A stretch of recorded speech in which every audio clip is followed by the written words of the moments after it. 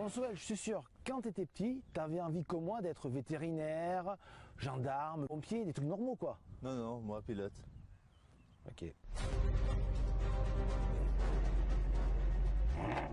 Et c'est bien dommage que Soel n'ait pas rêvé d'être dresseur ou cowboy, car on lui propose aujourd'hui de dompter un cheval sauvage et pas n'importe lequel, un Mustang. Mais attention, le Mustang le plus sauvage fait pour la course, une vraie bête de compétition. Notre terrain de jeu, le circuit des écuyers. Au programme, un modèle extraordinaire, la Mustang Shelby GT 350R, le modèle le plus affûté de la marque, spécialement conçu pour la piste. Impossible de ne pas la repérer avec son kit carrosserie spectaculaire, comprenant un énorme aileron, un bouclier avant imposant avec une énorme lame et des jantes 19 pouces en fibre de carbone qui accueillent des pneus semi-slick. La mise en route est semblable à un véritable coup de tonnerre. Il faut dire que cette Mustang a tout ce qu'il faut sous le capot, avec un V8 5 litres 2 qui développe plus de 530 chevaux et un couple de 580 Nm. On comprend mieux pourquoi cette version est non homologuée en Europe et sert de base au championnat GT4 aux États-Unis. Elle n'est clairement pas à mettre entre toutes les mains. Amateur, s'abstenir, et pour tirer toute sa quintessence, nous l'avons confié à notre pilote maison, Soleil Yaré.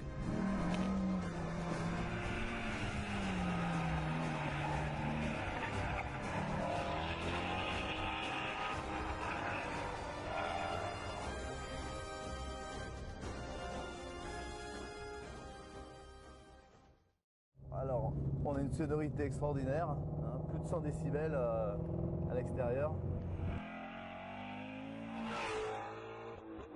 Déjà, les trains roulants, on se sent dans une voiture très bien tenue en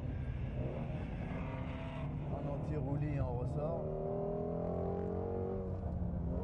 Il y a les amortisseurs qui se règlent en fonction du mode choisi. Là, bien sûr, on est en mode sport avec tout déconnecté. Ouais.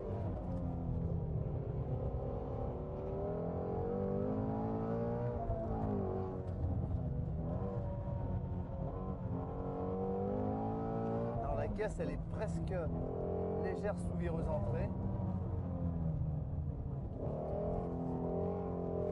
Et sur les gaz, bon, on l'a fait facilement tourner parce que il y a tout ce qu'il faut pour il y a tout ce qu'il faut en termes de puissance pour la faire tourner. En comportement, c'est vraiment bien.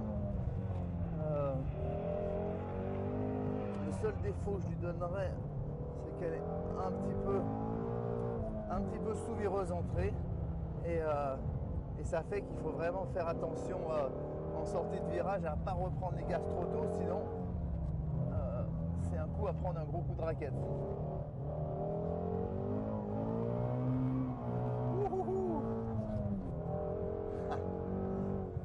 Oh, c'est quand même gros, c'est quand même très très fun. Alors étonnamment pour une américaine, le moteur monte vraiment pas mal haut et moi, avec ce bruit-là, j'ai plutôt tendance à shifter, à changer mon rapport à 6.5, mais ça demande à monter plus le son. On va s'y remettre.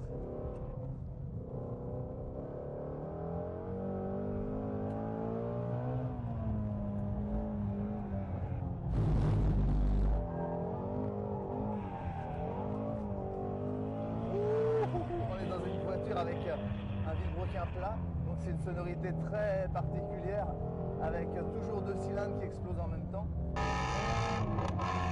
Donc, comme si 2-4 cylindres, comme si 2-4 cylindres étaient couplés ensemble, quoi. C'est pas les 8 cylindres qui explosent les uns à la suite des autres.